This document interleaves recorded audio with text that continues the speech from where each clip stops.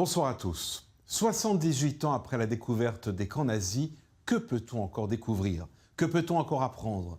Il y a bien sûr les récits des derniers survivants, mais ils sont malheureusement de moins en moins nombreux.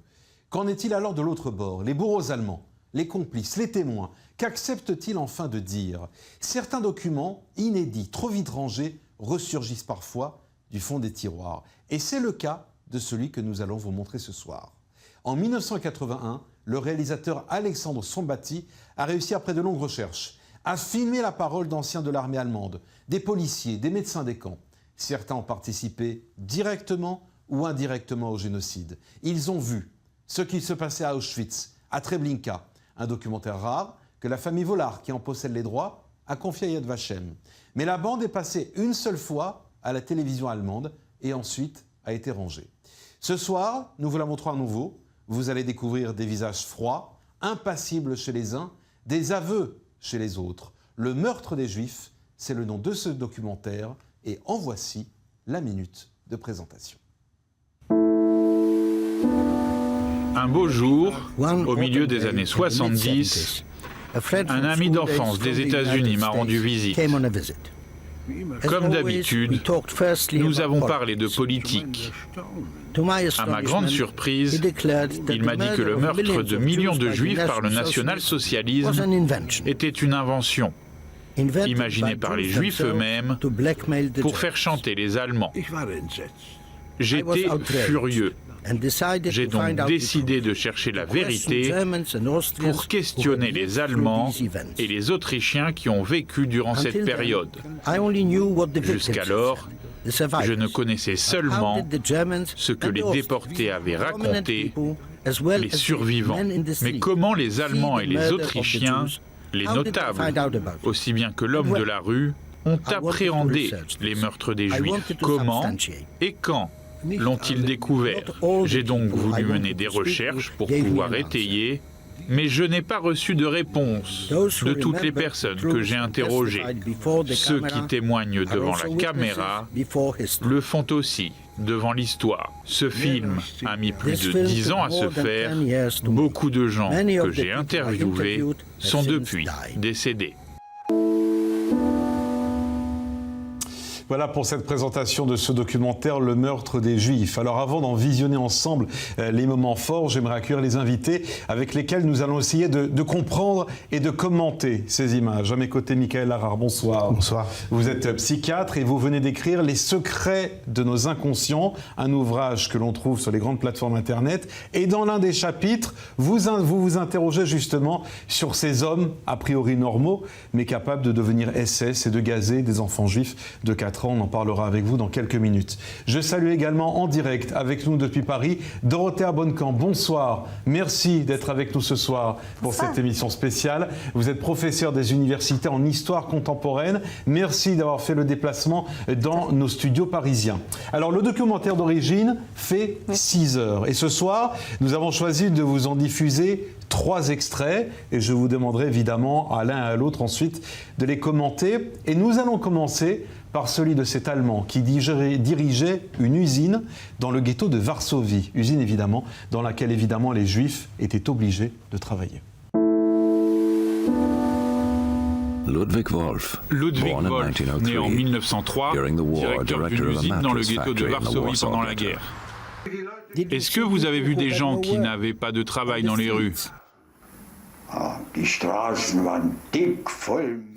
Les rues grouillaient de monde. Ça s'est passé comme ça.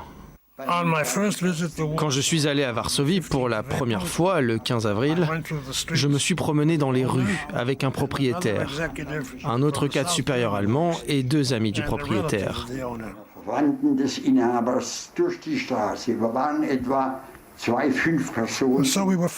Nous étions 5 et nous formions comme une sorte de ligne.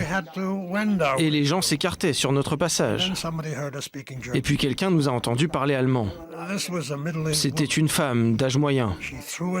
Elle nous a dit qu'elle était professeure de piano à Berlin. Et elle nous a supplié de l'aider.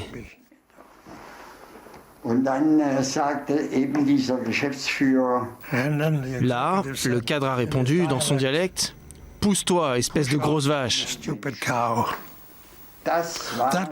C'était une situation courante dans le ghetto, entre les Allemands et les Juifs.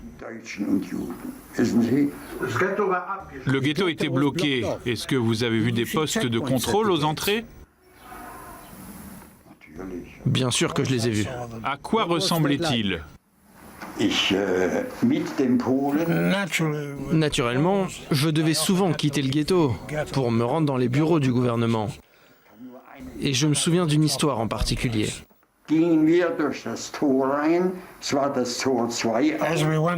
Alors que nous étions en train de sortir par une des portes, la porte numéro 2, il y avait un groupe de travailleurs juifs. Il y avait même des enfants. Ils devaient sans doute revenir d'un endroit où ils travaillaient dans la ville. Et ils ne sont jamais retournés dans le ghetto. On recherchait ceux qui avaient à manger ou autre chose.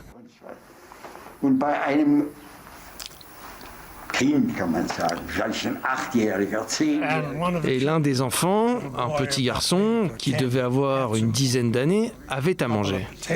2 pommes de terre, quelques carottes et encore d'autres légumes. Un officier de la police allemande l'a soulevé et l'a frappé à la tête avec la crosse de son fusil. Sie haben mich nach dem Verhältnis gefragt. Vous me demandez quelle était la nature des relations entre les Allemands et les Juifs dans les entreprises, comme celle dont je vous parle. Von dem wir sprechen. Wissen Sie, wenn Sie in die Vous savez, ceux qui travaillaient étaient terrorisés. Ils savaient très bien ce qu'il se passait.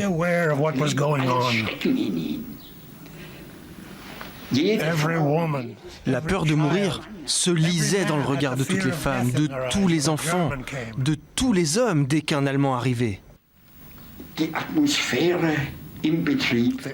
L'atmosphère dans l'entreprise était épouvantable. C'était ce qu'il y avait de pire. Et quand vous sortiez, vous arriviez dans notre bureau, qui était de l'autre côté de la rue, dans un ancien café tenu par des Juifs. Quand vous traversiez la rue, tous les gens se bousculaient dans une cohue générale. Ils cherchaient un refuge, mais ils ne savaient pas où ils allaient. Ils étaient poursuivis dans la rue. Et un jour, j'ai vu quelque chose qui ne m'a pas plu. Il y avait 3 enfants totalement nus, qui devaient avoir 2 ou 3 ans.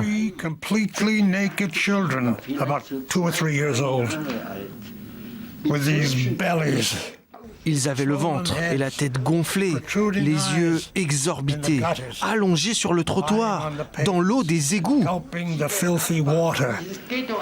Dans ce village du ghetto. 3 years old, still children. Ce n'étaient encore que des enfants. Ils avaient 3 ans, peut-être moins même. C'était sûrement leurs parents qui les avaient chassés de la maison, simplement parce qu'ils n'avaient plus de quoi les nourrir. Et ils étaient là, nus comme des vers, en train d'agoniser dans la rue. J'étais debout au bord du trottoir et il y avait un juif à côté de moi. Il portait une robe et une barbe. En voyant mes vêtements, il a compris que j'étais allemand. Et je l'ai entendu dire, dans un dialecte moitié allemand, moitié yiddish, « Mon Dieu, pourquoi est-ce que vous nous faites ça ?» Une fois, j'ai discuté avec un juge de la Cour suprême de Poznan. Avant, il avait été avocat. Et maintenant, c'était un homme âgé, donc il avait été envoyé dans le ghetto. C'était un homme très intelligent, ça se voyait sur son visage. Mais on y voyait aussi tellement de peur, la peur de mourir.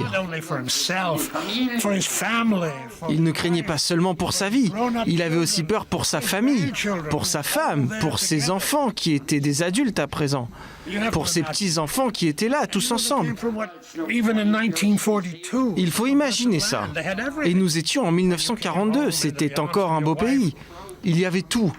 Je rentrais à la maison, ma femme m'attendait. Et tout d'un coup, on se retrouvait au milieu de cet enfer.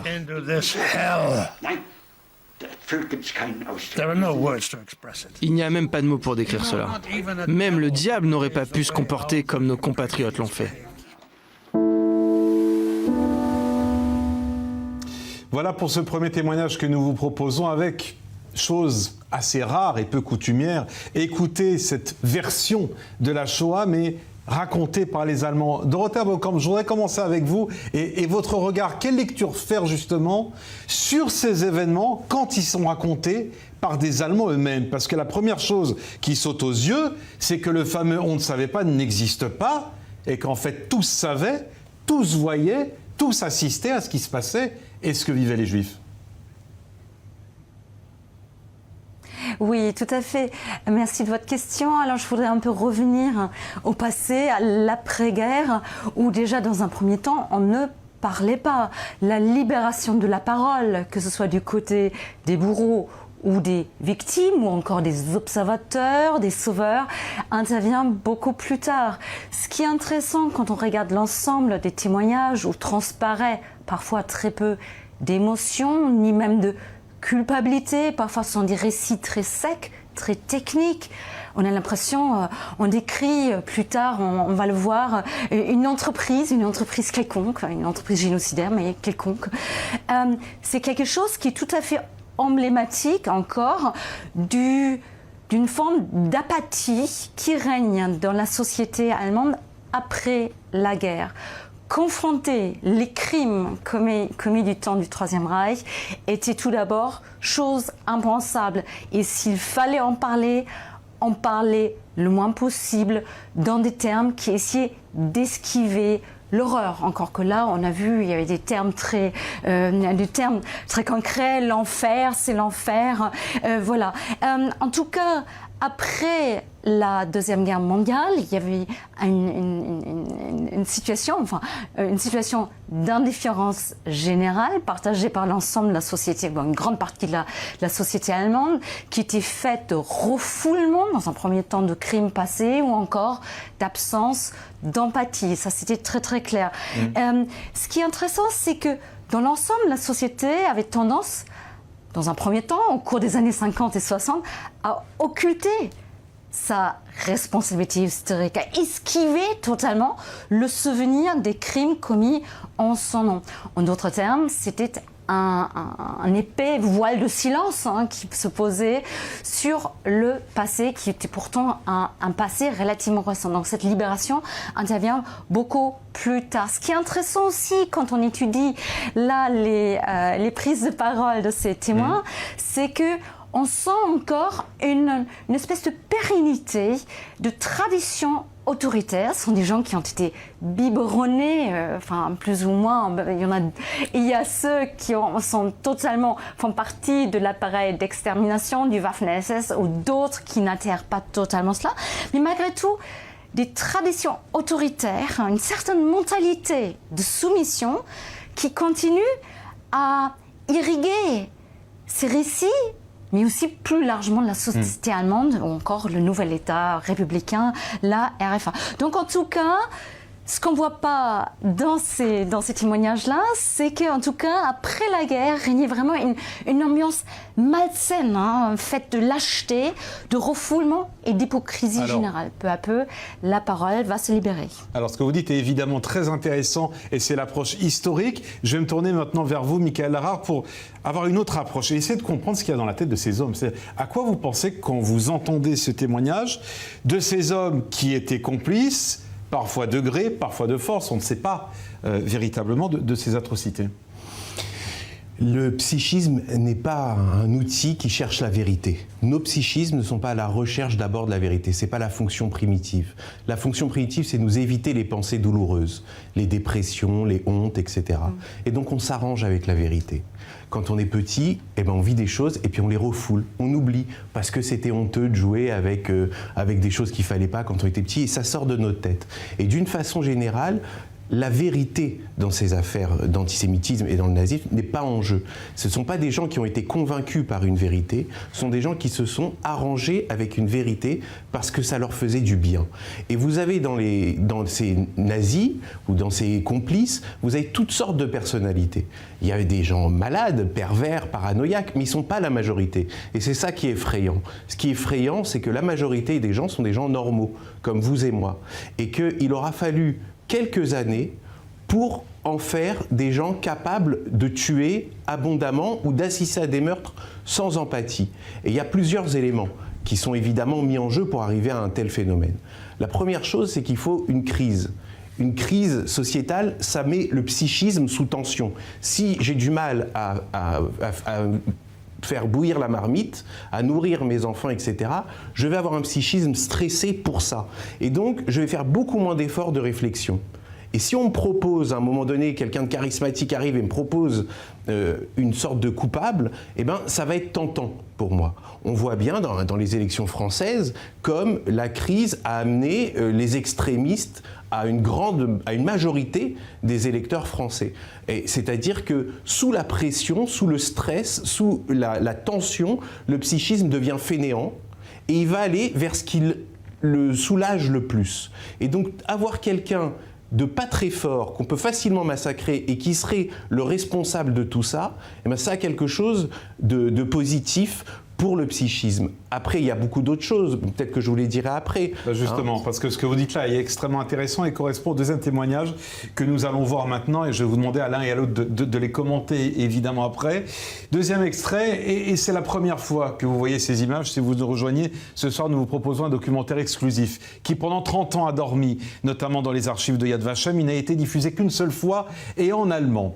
Un témoignage assez troublant. Il s'agit de celui de Kurt Franz. C'est l'ancien commandant du camp d'extermination de Treblinka. Il a été jugé en 1959, condamné à la prison à vie, libéré en 1993. Il est mort en 1998. Et l'attitude de cet homme qui est interrogé interpelle tout autant que le fond de son propos et sa froideur. Écoutez. Kurt Franz, né en 1914, boucher et cuisinier de formation, commandant du camp d'extermination de Treblinka, condamné par le tribunal de district de Düsseldorf pour complicité de meurtre d'au moins 300 000 personnes, pour 35 cas au cours desquels ont été commis les meurtres d'au moins 139 personnes et pour tentative de meurtre à la prison à vie.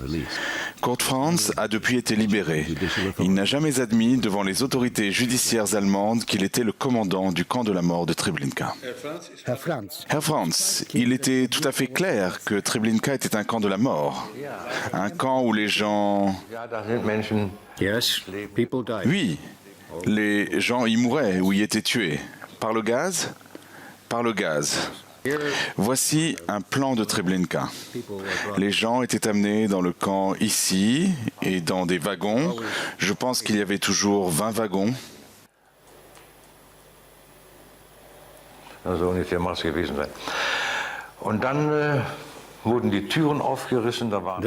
Puis les portes étaient ouvertes par des juifs qui avaient été formés par, je ne sais pas, par Stengel ou Abel, je ne sais pas. Je n'ai pas vu Abel.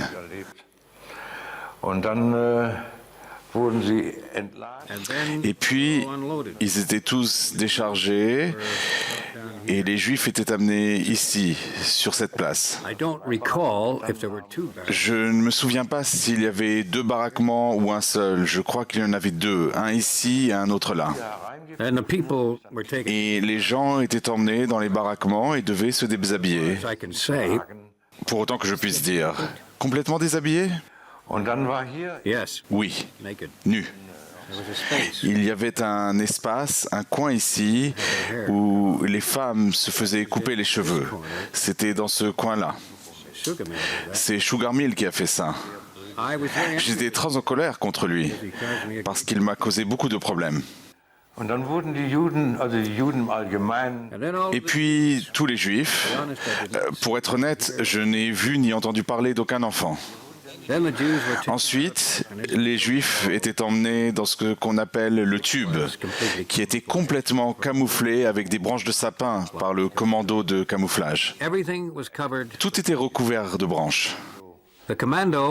Ce commando était dirigé par un commandant de troupe adjoint, je crois qu'il s'appelait Zidorf. C'est lui qui était chargé de tout cela, de sorte qu'il était impossible de voir à l'intérieur.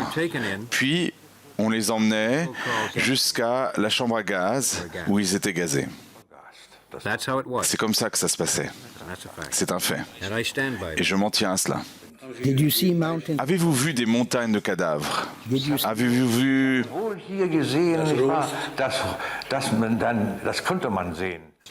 J'ai certainement vu. On pouvait le voir en regardant bien, mais il fallait faire un effort particulier pour le voir. J'aurais pu y aller. J'en ai eu l'occasion. Mais c'était trop affreux. Je ne pouvais pas supporter de voir les gens brûler. Ils étaient posés sur une grille et brûlés. Que faisait-on de leurs cendres? Ça, je ne pourrais pas le dire. Je sais seulement qu'au début, il n'y avait pas de grille. Au début, avant que j'arrive, il n'y avait pas de grille. Et cela a été mis en place d'une manière ou d'une autre par un autre commandant adjoint. Puis des tranchées ont été creusées. Ce sont les fosses pour les corps. Des fosses ont été creusées et je suppose que les corps étaient enterrés avec des grues. C'est-à-dire que les corps étaient transportés là. Ils étaient transportés depuis la chambre à gaz, si je me souviens bien.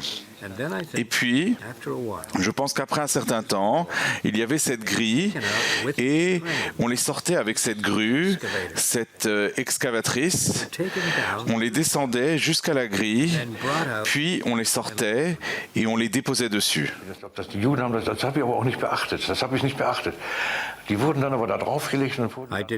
Je n'y ai pas prêté attention du tout.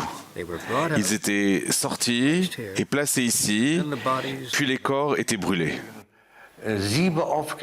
Et ensuite, je pense que des tamis ont été installés comme pour tamiser du sable, et les cendres étaient tamisées à travers eux.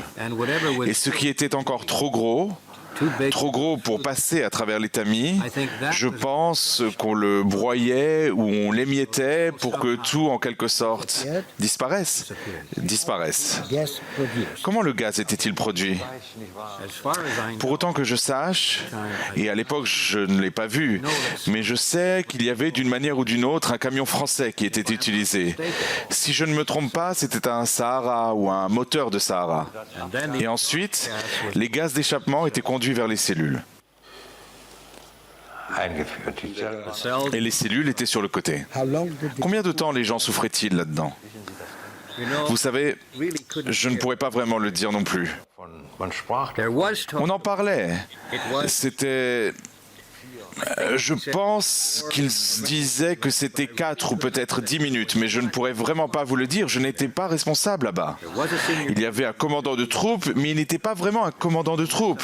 C'était une sorte de sergent de garde principal. À Treblinka, c'était tous des policiers. Matisse était responsable.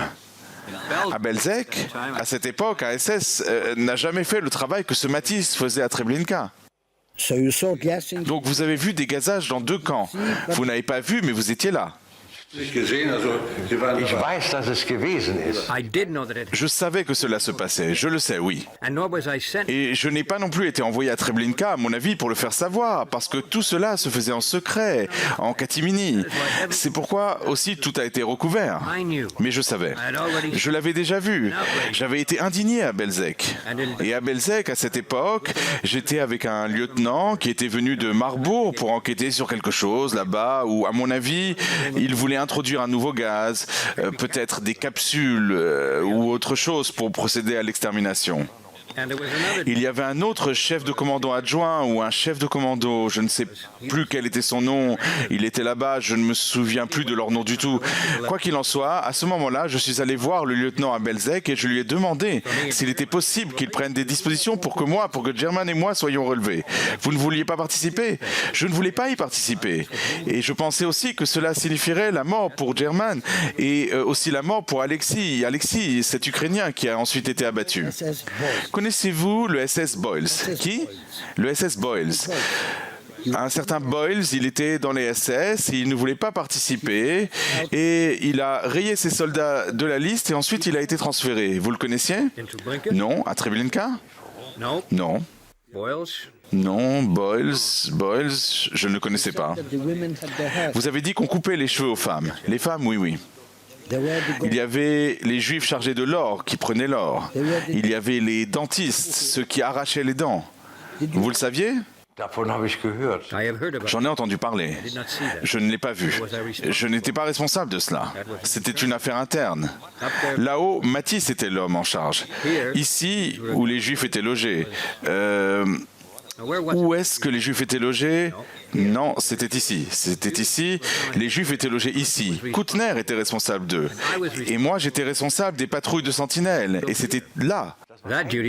Les tâches étaient réparties. Koutner n'aurait pas écouté si je lui avais dit quoi que ce soit. Koutner était déjà à l'époque chef de la police. C'est le grade le plus élevé. Avez-vous vu comment les objets étaient remis, les vêtements par exemple, et l'or?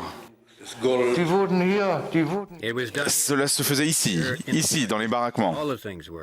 Tout se faisait là-bas, tout était trié là. C'était les baraquements de triage sur le quai et les vêtements étaient simplement empilés. Ils étaient ensuite triés d'une manière ou d'une autre par les juifs travailleurs. Et les lunettes et autres étaient triés. Cela se faisait ouvertement, on pouvait le voir sans aucun doute, c'était ici sur la place. Les soldats allemands, à quel service appartenaient-ils? Eh bien, à Treblinka, c'était la police. À quelques exceptions près, c'était des gens qui étaient actifs dans la SS générale. Et les Waffen-SS? De la Waffen-SS, il n'y avait qu'un comptable et moi. J'étais dans la Waffen-SS. Moi-même. Puis, il y en avait un autre, il s'appelait Willy Mekzi, qu'on l'appelait Boubi. C'était le comptable. Il était responsable. Il était aussi dans la Waffen-SS. Est-ce que les autres étaient ukrainiens? Ils étaient tous ukrainiens. Et puis il y avait tellement de germanophones. Je ne pense pas qu'on puisse les appeler ukrainiens.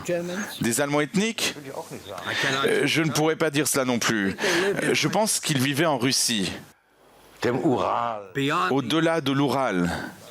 Il y avait beaucoup de gens, je pense, et ils parlaient un dialecte parfait, comme les habitants de Württemberg. Et je pense qu'ils avaient été installés là-bas aussi longtemps que leurs parents, grands-parents, mais ils parlaient parfaitement l'allemand. Ils étaient peut-être des Allemands de souche. On les appelait les teutons captifs. C'était comme ça. Herr Franz. Un demi-siècle s'est écoulé. Ces meurtres de masse ont eu lieu il y a un demi-siècle. Qu'en pensez-vous aujourd'hui? Si, à l'époque, j'avais su ce qui allait m'arriver quand j'ai quitté l'armée pour être transféré chez les SS, alors je ne serais jamais venu chez les SS. Pourquoi? Pour la simple raison que je ne peux pas supporter l'idée de ce dont j'ai été témoin. Ce Belzec, ce Treblinka. Pourquoi les gens étaient-ils tués là-bas? S'agissait-il de criminels? Non, je ne dirais pas cela. Parce que si c'était le cas, je n'aurais jamais eu cette conversation à Belzec avec une femme et sa fille qui suppliaient pour qu'on épargne la vie de l'autre. La fille suppliait pour qu'on épargne la vie de sa mère et la mère suppliait pour qu'on épargne la vie de sa fille. Herr Franz, pourquoi ces gens ont-ils été tués? C'était des civils, ils étaient inoffensifs. Jamais de ma vie, nulle part, je n'ai eu le moindre problème avec les Juifs. Même si, et je dois le souligner maintenant, le procureur adjoint à l'époque du procès de Treblinka Dr. Joseph Neuberger. Le docteur Joseph Neuberger a déclaré que lorsque j'étais jeune, j'avais été dans son appartement de la Huttenstrasse à Düsseldorf. Et que je l'avais menacé, mais je ne le connaissais même pas. Je n'ai jamais rien eu contre les juifs. Par exemple, j'ai joué au handball avec des juifs à Ratingen 04, j'ai joué au handball avec des juifs au stade de Düsseldorf, au Maccabi de Düsseldorf. J'ai joué au handball en tant qu'adversaire. Il n'y a jamais eu de problème. Je ne faisais pas de différence entre catholiques, protestants ou juifs. À Ratingen, j'avais un copain qui s'appelait Balak. Je crois qu'il y a toujours un restaurant à Ratingen, Uberstichstuben. C'était celui de mon ami. Par exemple, encore une fois, toujours à Ratingen, je suis allé au Gurneeck, c'est comme ça qu'on appelait ce pub, avec ma femme. J'étais très jeune à l'époque, 18, 19 ans, même moins peut-être. Et j'y suis allé avec ma femme quand nous étions encore jeunes pour danser. C'est ce qu'on faisait à l'époque. Et il s'appelait Hirsch, Kurt Hirsch. J'étais ami avec lui, je n'avais aucune raison de tuer ces gens. Herr Franz, à Treblinka et à Belzec aussi, des femmes, des hommes et des enfants ont été assassinés. Des milliers, des dizaines de milliers. Qu'en avez-vous pensé à l'époque ? J'étais contre, vraiment. Ce qui s'est passé au début, c'est que, par exemple à Belzec, personne ne pouvait savoir ce qui allait se passer. Puis, je pense que des tranchées ont été creusées. Et quand je suis arrivé là-bas, il ne s'y passait rien. C'était en mars 1942 que je suis arrivé à Belzec. À cette époque, je ne savais pas ce qui se passait. Je n'en avais aucune idée à l'époque. À quoi servait tout cela ? Il y avait les lignes de démarcation, les anciennes lignes de démarcation entre, je crois, l'Autriche et la Russie. Il y avait une ligne de démarcation entre Belzec et Ravarouska. Je le sais. Mais jusqu'à ce moment-là, je n'avais vraiment aucune idée de ce qui allait se passer. Que se passerait-il si vous receviez le même ordre aujourd'hui ? Jamais. Jamais plus. Voilà, évidemment, en préparant cette émission, c'est de tous les témoignages celui qui nous a le plus interpellés. Michael Har, il y a beaucoup de choses à dire en écoutant de telles paroles. On rappelle que la personne que l'on vient d'entendre est un nazi. Le commandant du camp de Treblinka, qui est également à Sobibor, c'est donc un nazi qui raconte la barbarie dont il a lui-même été l'un des acteurs, tout en disant à la fin de chaque phrase « Je crois, il me semble que, je ne connais pas telle personne, je pense que… » Parce qu'évidemment, à ce moment-là, il ne voulait pas que la justice reconnaisse sa responsabilité personnelle. Mais ça dit quoi ? Pour les commandants, pour les acteurs principaux, il y a des pathologies dans leur personnalité. Et c'est pour ça qu'on les met là. C'est-à-dire que ce sont en général des pervers ou des paranoïaques, c'est-à-dire des gens qui n'ont aucune empathie. L'autre n'existe pas vraiment, il n'existe que dans leur intérêt. Et donc, pour lui, là, il a une ligne de défense, mais la réalité, on le voit bien, qu'il est glacial et qu'il n'y a pas d'émotion. Pour nous, c'est dur de supporter juste de l'entendre parler. Et lui, il était là-bas. Il y a une distance incroyable entre le récit qu'il fait et le ton qu'il aborde. Simplement, on a vu il y a quelques minutes le plan de Treblinka et la description de chambre à gaz. Il n'y a pas d'empathie. L'autre n'existe pas vraiment. Il peut mourir, ça ne me fait pas grand-chose. Et ça, c'est des structures psychologiques particulières. Et les nazis ont très bien repéré leurs champions pour les mettre dans les postes de direction, pour les postes les plus sensibles. Et donc, on voit bien comme il est à la recherche, de façon tout à fait froide et tout à fait cynique, de se décharger. Évidemment, il se rappelle de tout, il n'y a aucun doute là-dessus. Et il y a chez les pervers une jouissance à faire souffrir l'autre dans l'acte, mais aussi même dans le discours, dans l'après-coup. Quand on entend les serial killers, les meurtriers, etc., et qu'on voit quand ils sont dans le box des accusés, leur défense, ils sont toujours comme ça, très froids, très glacial. Et ils ne disent pas ce que la famille voudrait entendre, ils ne vont jamais livrer la réalité, parce qu'ils continuent à jouir du malheur qu'ils ont créé, continuent à jouir de la souffrance. Et là c'est ce qu'on voit là, dans le récit de Kurt Franz ? Il y a de ça. Je pense qu'il a une certaine jouissance. Je pense qu'il a une certaine jouissance à manipuler tout le monde et à rendre fou celui qui l'entend. Parce que quand on l'écoute, on a envie de le secouer. T'es commandant et tu savais rien, et t'as rien vu, et t'étais pas d'accord, et tu l'aurais jamais refait. Hein, tu nous prends pour des idiots, mais il le sait bien. Et je pense sincèrement qu'il y a dans ce genre de personnage une jouissance même dans l'après-coup, à rendre fous les victimes ou les familles des victimes. Ce sadisme-là, il est présent en chacun de nous. Ce que j'explique dans mon livre, c'est qu'on a tous les bases de cette folie. On a tous une fondation commune. Et on doit tous lutter contre nos penchants paranoïaques, pervers, sadiques. On ressent tous ça à minima. Et ce qui va faire à un moment la différence, c'est que mon psychisme va me rappeler à l'ordre, va lutter contre des choses qui sont moralement condamnables. Mais si mon psychisme est affaibli, il va moins lutter. Si je suis pathologiquement élevé dans la haine, il va moins lutter aussi. Le psychisme, on voit bien que, sans être paranoïaque, des peuples entiers sont élevés dans la haine de l'autre. On voit à Gaza, par exemple, dans l'éducation, que les Juifs sont traités d'animaux, de porcs, de chiens. C'est pas un hasard, c'est très important. Tous les génocides ont un point commun, c'est que les victimes ont été chosifiées ou animalifiées. Déshumanisées avant l'acte. Parce que c'est tout à fait valeureux d'enlever les rats d'une maison, d'enlever la vermine d'une maison, d'enlever la saleté d'une maison. Non seulement c'est valeureux, mais en plus c'est courageux de s'attaquer à ça. Donc ça fait du tueur quelqu'un qui est en pleine jouissance de faire du mal et en plus convaincu qu'il fait quelque chose de bien. Et qu'il fait le bien. Dorothea Bonnekamp, une approche peut-être plus historique avec vous. L'attitude que l'on vient de voir, est-ce qu'elle est caractéristique du comportement des criminels nazis après-guerre ? Totalement, si tant est qu'ils sont prêts à livrer leur témoignage, ce qui est déjà suffisamment rare. Mais je reviens juste sur ce témoignage qui paraît à la fois terrible mais emblématique parce qu'il reprend un certain nombre d'éléments d'excuses. Alors il était là bien sûr pour éviter le pire. Voilà, ça c'est vraiment une formule moult fois employée après la guerre, notamment au cours des procès, lors des procès menés contre les criminels de guerre. On était là pour éviter le pire, un déni des responsabilités. Ils ne savaient pas qui était le ou les responsables. Il n'y avait pas de responsable. Puis aussi, tout le récit baigne dans une espèce d'imprécision majeure. Il y a un nombre de questions très concrètes auxquelles il n'a aucune réponse. Et puis, ce qui est très beau, à la fin, la formule du « personnellement, j'ai eu des amis juifs et moi, je n'ai rien contre les juifs et j'étais là pour suivre des ordres », voilà, c'est vraiment un leitmotiv du narratif qui essaye de s'auto-justifier dans l'après-guerre.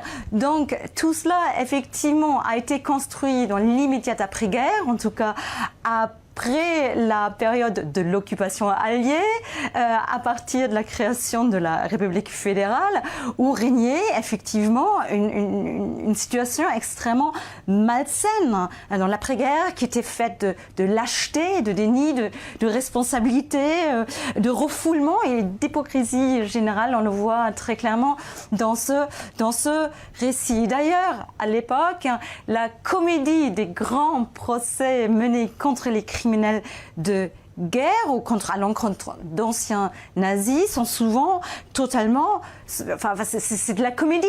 Ces procès débouchent souvent sur des peines minimales, des acquittements, des retraites anticipées. Il n'y a pas un verdict général contre les crimes commis. Bien au contraire, il y a une série de lois qui vont poser les jalons de la société allemande d'après-guerre. Deux jalons, deux piliers, c'est l'amnésie, le silence fait sur les crimes, et l'amnistie, donc l'acquittement des anciens nazis, encore des fonctionnaires qui étaient en poste jusqu'en 1945 et qui vont être repris dans l'ensemble de l'appareil administratif ouest-allemand après la guerre. Et en effet, le document que l'on vient d'entendre est rare à plusieurs titres. D'abord, vous avez raison, Dorothea, de le rappeler, il est rare d'entendre des acteurs de la barbarie nazie témoigner en face d'une caméra de télévision, ce qui était le cas. Et puis Kurt Franz, cet ancien commandant du camp d'extermination de Treblinka, qui est donc au cœur de cette machine de haine, eh bien, il a été condamné à la prison à vie et a été libéré en 1993 avant de mourir en 1998. Nouvel extrait que nous allons vous poser maintenant. Il s'appelle Hans Munz. Lui, c'était un médecin Waffen-SS dans le camp d'Auschwitz qui, en tout cas c'est ce qu'il déclare, aurait refusé de procéder aux sélections.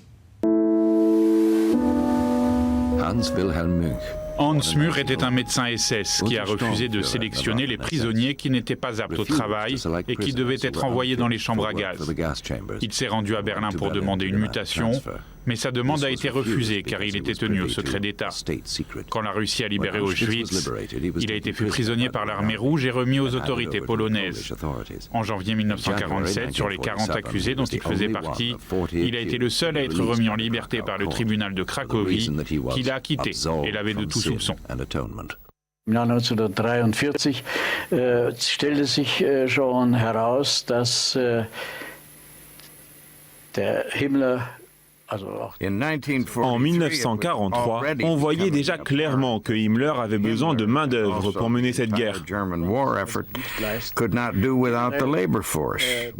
On ne pouvait pas se permettre de détruire cet immense potentiel que représentaient les millions de Juifs. On ne pouvait plus se contenter de les isoler comme cela avait été fait avant dans les autres camps d'extermination dans des territoires protégés. On ne pouvait simplement plus se permettre cela. Et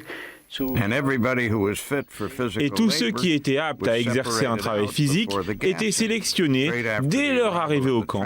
Ils étaient séparés de ceux qui seraient envoyés dans les chambres à gaz.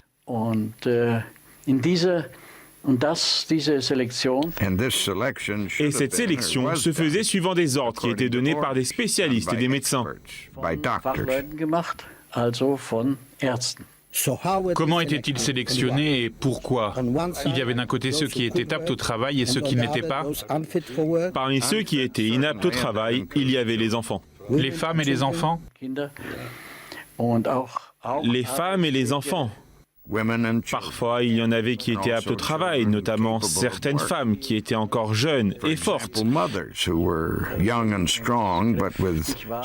Mais elles avaient des enfants qui ne pouvaient pas travailler et qui réclamaient leur mère quand on les séparait.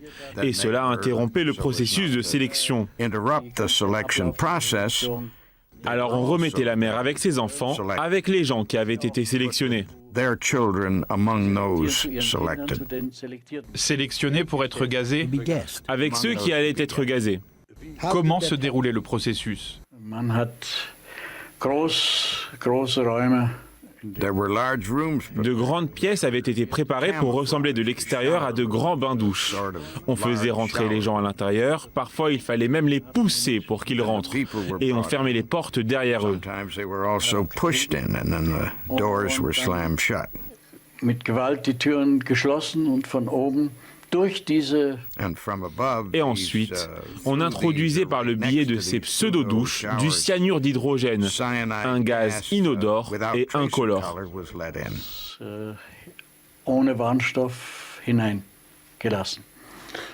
Est-ce que vous avez vu comment les gens périssaient dans ces chambres de la mort?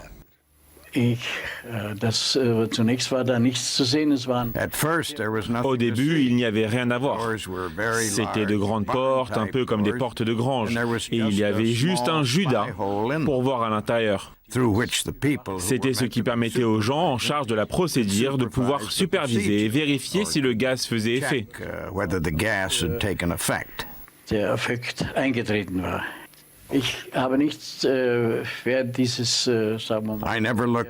Je n'ai jamais regardé ce qu'il se passait pendant le moment où les gens mouraient. Je n'étais pas dans cet état d'esprit. Je n'étais pas assez fort pour regarder à l'intérieur. C'était seulement quand le commando arrivait, ouvrait les portes de l'autre côté et que l'extracteur de fumée était en marche que je regardais par le Judas.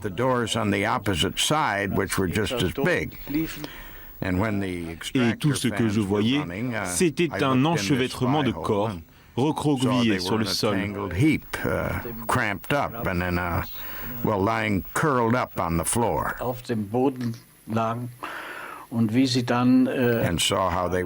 Ensuite, il y avait un commandement spécial qui arrivait avec des barres et des instruments pour faire sortir les cadavres par les portes arrière et les charger dans un camion qui allait les acheminer jusqu'au crématorium. Donc les portes de l'autre côté étaient ouvertes et le gaz s'échappait à l'extérieur? Oui, mais d'abord, il y avait des extracteurs de fumée qui fonctionnaient. Qu'est-ce que ça veut dire? C'était des ventilateurs. D'abord, le gaz était dissipé par des ventilateurs. Puis, on ouvrait les portes. Et ensuite, les corps étaient retirés à l'aide de barres. Donc les gens qui travaillent ici ne respiraient pas ce gaz? Non. Mais la plupart d'entre eux portaient quand même un morceau de tissu humide pour se couvrir le nez pendant qu'ils sortaient les cadavres. Combien de temps durait le processus? Autant que je m'en souvienne, c'était relativement long parce qu'on ne pouvait pas faire d'estimation générale. Mais la plupart du temps, on considérait qu'après 10 minutes, on pouvait être sûr que tout était terminé. Mais on attendait quand même après, parce qu'il n'y avait pas d'urgence et qu'on avait toujours suffisamment de temps devant nous avant que le chargement suivant arrive. En fait, il y avait plusieurs crématoriums. Vous voulez dire plusieurs chambres à gaz? Oui, il y avait plusieurs chambres à gaz qui fonctionnaient en même temps. Donc nous n'avions pas pour consigne de gazer les gens coup sur coup. Donc il y avait plusieurs sessions de gazage tous les jours. En 1944, quand les grands convois sont arrivés de Hongrie et de Hollande, il y avait des sessions de gazage tous les jours. En temps normal, toutes les opérations étaient repoussées au soir et les gens étaient gazés uniquement pendant la nuit. Je n'étais pas le médecin du camp, mais je travaillais en tant qu'assistant médical. Et donc, à la base, je n'avais rien à voir avec ces opérations de gazage. Mais à l'été 1944, quand les opérations de grande ampleur ont commencé, il n'y avait plus assez de main-d'œuvre. Il n'y avait plus assez de médecins? Il n'y avait pas assez de médecins. Ensuite, ils ont compté sur tout le monde pour le grand camp d'Auschwitz. Les médecins n'étaient pas directement impliqués dans les processus de sélection, mais ils ont été enrôlés pour apporter leur aide et ensuite, ils ont été assignés à cette fonction. Et comment ça s'est passé pour vous? J'ai refusé de le faire. Docteur Muir, pourquoi avez-vous refusé de faire les sélections? Parce que je ne pouvais pas m'identifier à la tâche qu'on m'avait attribuée. J'étais assistant médical dans le camp, en charge des conditions d'hygiène sur place. Et c'était une mission qui était conforme à mes compétences. Mais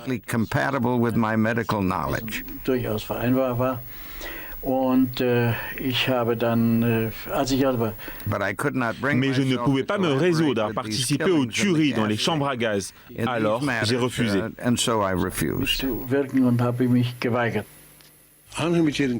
Est-ce que vous parliez des gazages avec vos collègues? Oui, bien sûr. J'étais en contact permanent avec eux. Qu'est-ce qu'ils vous ont dit? Je travaillais toujours en tant qu'assistant médical et il arrivait parfois que nous parlions des gazages. Mais bizarrement, nous parlions surtout des pénuries et des problèmes que nous avions parce qu'un certain nombre de rapports devaient être improvisés. Parce qu'à la base, Auschwitz n'était pas un camp de la mort et concernant le fait que les Juifs devaient être gazés. Et concernant le fait que les Juifs devaient être gazés, il n'y avait pas de doute sur ceux qui ont activement collaboré. Et concernant leur conscience humanitaire et médicale, ils n'étaient pas responsables parce qu'ils avaient déjà tous justifié leur comportement il y a longtemps.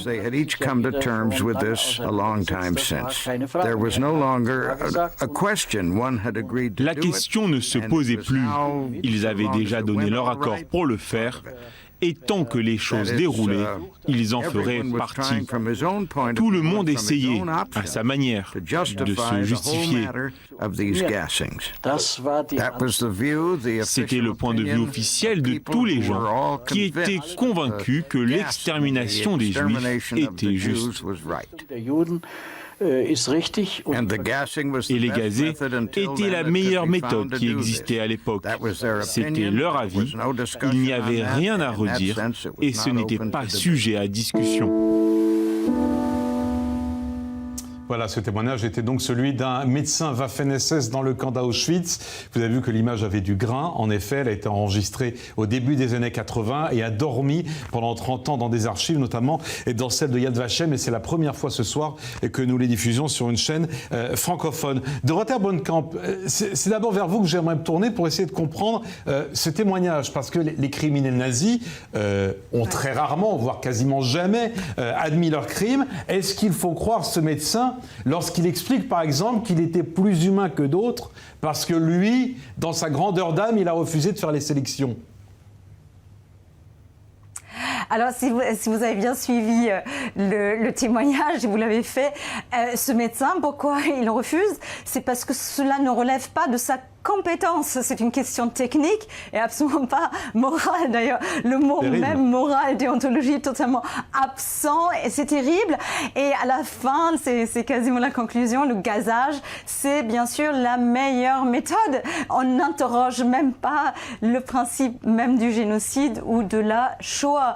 Donc, on est une espèce je dirais, de démarche ou logique, philosophique, quasiment stéréotypée allemande, stéréotypée de l'Allemagne, c'est l'efficacité, la technicité, etc. Et ça paraît, même au début des années 80, absolument effroyable. Et c'est ce type d'argumentaire qui a été avancé lors des grands procès des criminels de guerre. Et ce type d'argumentaire a aussi, bien sûr, a été avancé lors des grands procès, les premiers procès menés contre les personnels des camps de concentration et d'extermination, comme bien sûr le procès de Treblinka qui s'est tenu à Düsseldorf, ou encore à partir de 1963 le procès d'Auschwitz qui s'est tenu à Francfort, notamment l'instigation du procureur Fritz Bauer. Effectivement, c'est ce type d'argumentaire qui forme le leitmotiv de ces procès. Et donc, lui qui n'a pas été condamné parce qu'il avait refusé de faire les sélections, Michael Lara, ce témoignage montre en tout cas une chose intéressante, c'est l'ambivalence de ces hommes qui, tour à tour, sont des bourreaux. À d'autres moments, ils racontent qu'ils ont essayé de sauver une personne ici, une personne là. Eux-mêmes ne savent même pas pourquoi, finalement. Non, je ne crois pas qu'ils soient ambivalents. Je crois qu'ils le sont, comme on peut tous l'être un petit peu, sur des choses. Mais ils sont globalement assez convaincus de ce qu'ils devaient faire. Dans son expression corporelle, dans sa voix, il n'y a rien qui trahit un sentiment, une émotion. Vous vous rendez compte, tout ce qu'il a vu, tous ces enfants gazés, des cris, des larmes, il n'y a rien. Il en parle comme s'il racontait une histoire, quelle qu'elle soit.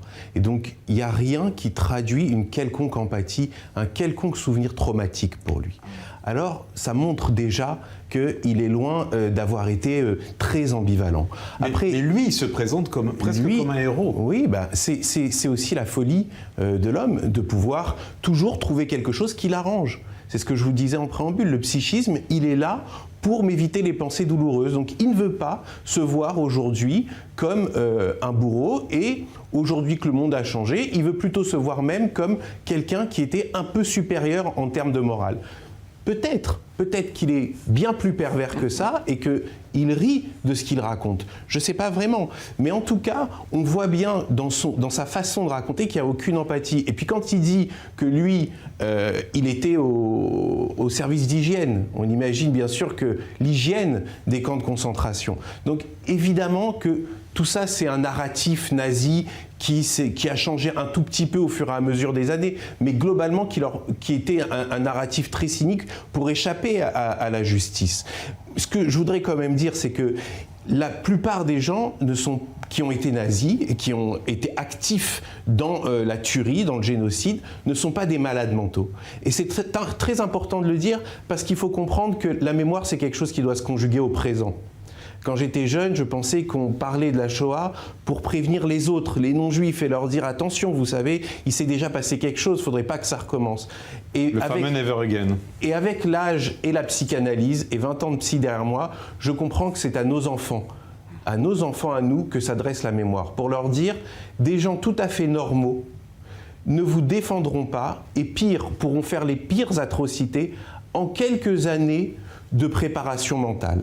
En quelques années, ils pourront mettre en place tout ce qu'il faut pour faire les pires tueries. Et ce qu'on doit aussi retenir de ça, c'est qu'il faut être capable de se défendre. Pour qu'un psychiatre parle de ça, ça montre aussi, à un moment donné, comme je suis accablé devant la réalité de l'être humain.